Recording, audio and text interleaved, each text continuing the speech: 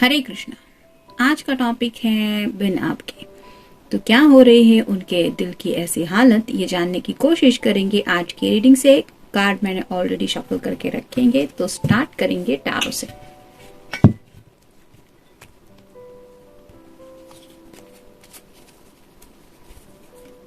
पहला ही कार्ड है 6 of swords, air sign, Gemini, Libra या फिर एक्वेरियस। कोई भी रिवर्स कार्ड हम नहीं लेंगे। तो सीधा कार्ड अगर लेते हैं तो इसका मतलब यही है कि काफी सारी बातें हैं जो इमोशंस में आके ये आपके बारे में सोच रहे हैं। यहाँ पे नीचे की तरफ जो पानी दिखाई दे रहा है वो रिप्रेजेंट करता है इनके इमोशंस को। साथ ही साथ यहाँ पीछे की तरफ जो चांद दिखाई दे रहा है वो भी रिप्रेजेंट करता है इनके दिल की हालत को। तो काफी ज्यादा जज्बाती हो रहे हैं, और जैसे पानी में अगर चांद का रिफ्लेक्शन हम देखें और कोई अगर पत्थर मार दे तो जैसे वो रिफ्लेक्शन हिल जाता है, वैसी उनकी हालत हो रही है। पल पल आपके ख्याल इस तरह से उनके दिल में आ रहे हैं कि उन्हें शायद वो जज्बात कंट्रोल करना मुश्किल हो रहा है, और इसीलिए वो चाहते हैं कि आपकी तरफ बढ़ के आपसे कुछ बातें शेयर की जाएं। जैसे यहाँ पे ब्लू कलर रिप्रेजेंट कर रहा है, आउट ऑफ द ब्लू वो आपकी तरफ रीच आउट होने के बारे में सोच रहे हैं। काफी ज्यादा ब्लू कलर है, नीचे पानी में भी ब्लू है, ड्रेस भी ब्लू है, आसमान भी थोड़ा सा ब्लू है। तो आउट ऑफ द ब्लू यानी कि आपको शायद एक सरप्राइज भी देना चाहते हैं कि आपने सोचा भी नहीं होगा, शायद ऐसे किसी ऑकवर्ड टाइम पे, यानी कि हो सकता है लेट नाइट को भी, काफी ज्यादा लेट नाइट मतलब 1:30-2 बजे के बाद भी शायद कुछ लोग आपसे कांटेक्ट करके कुछ बातें शेयर करने की कोशिश कर सकते हैं। फिर है 4 of swords, air sign, Gemini, Libra या फिर एक्वेरियस। जैसे यहाँ पे आप देख सकते हैं ये पर्सन खुली आंखों से ऊपर आसमान की तरफ कुछ देख रहा है। तो ये रिप्रेजेंट करता है कि रात रात भर ये जगते रहते हैं, और ये जो 3 सॉर्ड्स है ऊपर की तरफ जहाँ पे दिखाई दे रही है वो रिप्रेजेंट करती कम्युनिकेशन को। तो आपकी तरफ से कम्युनिकेशन का इंतजार रहता है उन्हें।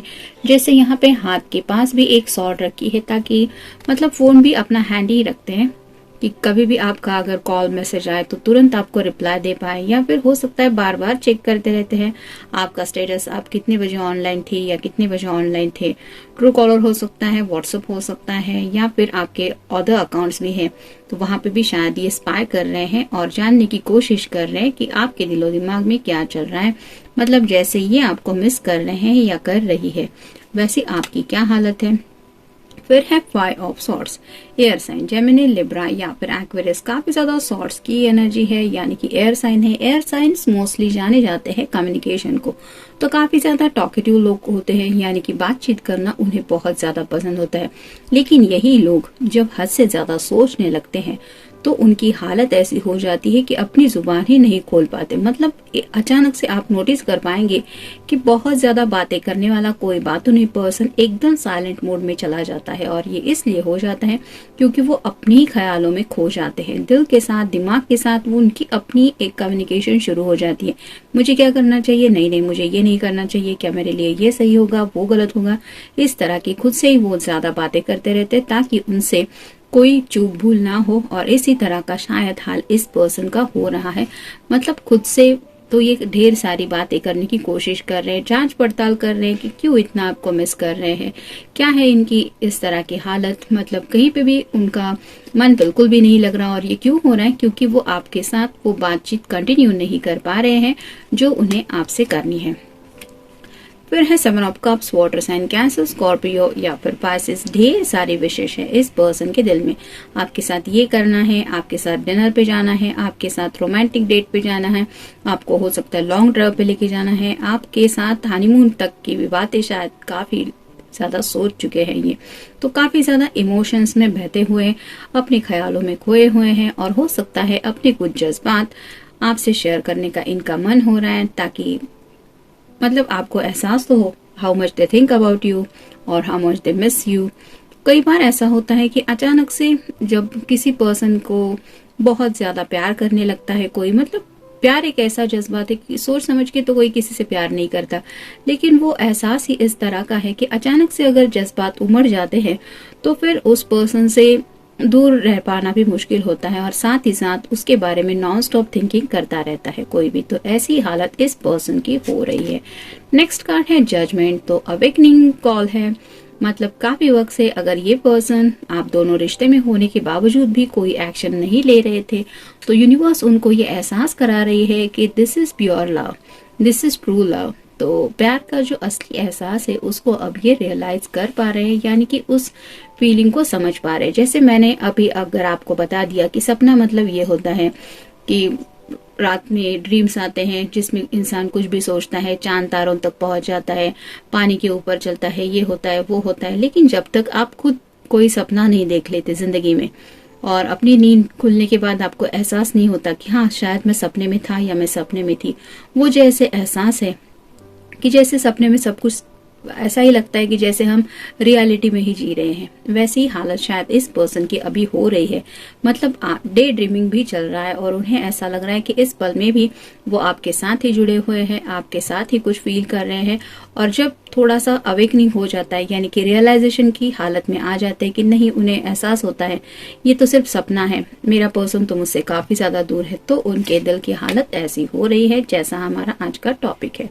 और फाइनल कार्ड है 10 of cups, water sign, Cancer, Scorpio या फिर पाइसेस।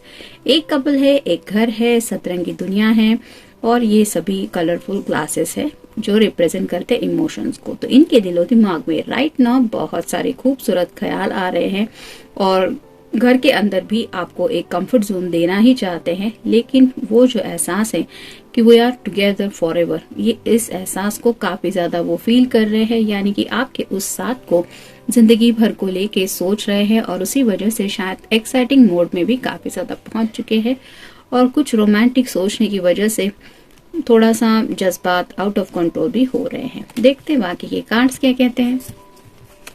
कम्युनिकेशन प्रॉब्लम, बातचीत तो ढेरों सारी करनी है, जैसे इस कार्ड में हमने देखा, पहले ही कार्ड में ढेर सारी बातें आपसे शेयर करना चाहते हैं। ये है उनके सपनों की दुनिया, उनके जज्बात, उनके रोमांटिक थॉट्स रिगार्डिंग आप दोनों के रिलेशनशिप, लेकिन वो बातें नहीं कर पा रहे हैं आपसे, ये मेन प्रॉब्लम है और इस वजह से शायद ज्यादा मिस कर रहे हैं। रीयूनाइट, अगर आप दोनों में कोई छोटा मोटा झगड़ा हो चुका है या फिर बोलचाल बातचीत बंद है, तो ये आपसे दोबारा रीयूनाइट होना चाहते हैं। जैसे कि मैंने इस कार्ड में कहा कि आउट ऑफ द ब्लू आप तक रीच आउट होने की कोशिश तो करने के बारे में सोच रहे हैं। डेथ कार्ड है, मतलब एंडिंग और न्यू बिगिनिंग। अगर आप दोनों में कुछ बहस हुई है तो उस झगड़े को मिटा के एक नई शुरुआत करना चाहते हैं आपके साथ, यानी कि जरूरत पड़े तो माफी भी मांगने के बारे में सोच रहे हैं। डिनर डेट, हो सकता है आपको मनाने के लिए किसी डिनर डेट के लिए भी पूछने के बारे में सोच रहे हैं। मतलब सामने से अगर सॉरी बोलने में प्रॉब्लम आ रहा है तो ये कहेंगे कि चलो कहीं डेट पे चलते हैं, चलो डिनर डेट पे चलते हैं, या फिर अगर तुम्हें मुझे मनाना है तो तुम्हें मुझे डिनर पे ले जाना होगा। इस तरह का भी शायद उन्हें कुछ लग रहा है। और नेक्स्ट कार्ड है सॉरी, तो शायद अब ये सॉरी करके कुछ मैसेज करने की बजाय इन रियल आपसे आंखें टकराने के बाद आपको अपनी आंखों से एक्सप्रेस करना चाहते हैं कि how they really feeling sorry. अब तो शायद वो जानना चाहते हैं कि इस तरह की जो दूरियां आप दोनों के बीच में है वो उन्हें कितनी ज्यादा तकलीफ दे रही है, और कहीं ना कहीं वो आपकी तरफ से भी शायद यही वर्ड एक्सपेक्ट कर रहे हैं। मतलब हो सकता है ये आपके सामने आए, आपको सॉरी कहे और इस तरह के उनके आंखों में कुछ आपको एक्सप्रेशंस देखने को मिले कि आपको भी लगे नहीं तुम्हारी गलती नहीं थी, इनफैक्ट आई एम सॉरी। तो इस तरह का भी शायद कोई सिलसिला हो सकता है जिसके बारे में भी ये सोच रहे हैं। नेक्स्ट है आई मिस यू, तो जैसे यहाँ पे ये काफी ज्यादा मिस कर रहा है। लॉन्गिंग मतलब आपकी बहुत ज्यादा याद आ रही है। डिजायरिंग मतलब आपकी चाहत हो रही है, आप काश इस वक्त मेरे साथ होते या मेरे साथ होती। और होम सिक मतलब उन्हें लग रहा है कि मुझे कहीं भी नहीं जाना, बाहर जाना ही नहीं है। अगर शायद ऑफिस वगैरह से भी आ रहे हैं तो भी घर में ही बैठे बैठे आपके बारे में सोच रहे हैं। मतलब आपके सिवा इनके दिलो दिमाग में कोई भी नहीं है। और नॉस्टैल्जिया मतलब थोड़ा सा मूड स्विंग ज्यादा हो रहा है, और ये क्यों हो रहा है, थोड़ी फ्रस्ट्रेशन की एनर्जी है। और जैसे छोटे बच्चे की एक हालत हो जाती है कि वो अगर अपनी मॉम को वगैरह मिस कर लेता है या अपने पेरेंट्स को, तो वो जिस तरह से उसका मन बहलाने के लिए कोई कितनी भी कोशिश क्यों ना करे, वो फिर भी उसी बात को लेके रोता रहता है। वैसे ही इनका दिल शायद आपके लिए एक छोटे बच्चे की तरह ही काफी ज्यादा बार बार आपकी चाहत में ही रोए चला जा रहा है, जिसकी वजह से ये अपने दिल को कंट्रोल नहीं कर पा रहे और वही इसी वजह से शायद काफी ज्यादा मूड स्विंग्स भी उनके हो रहे हैं।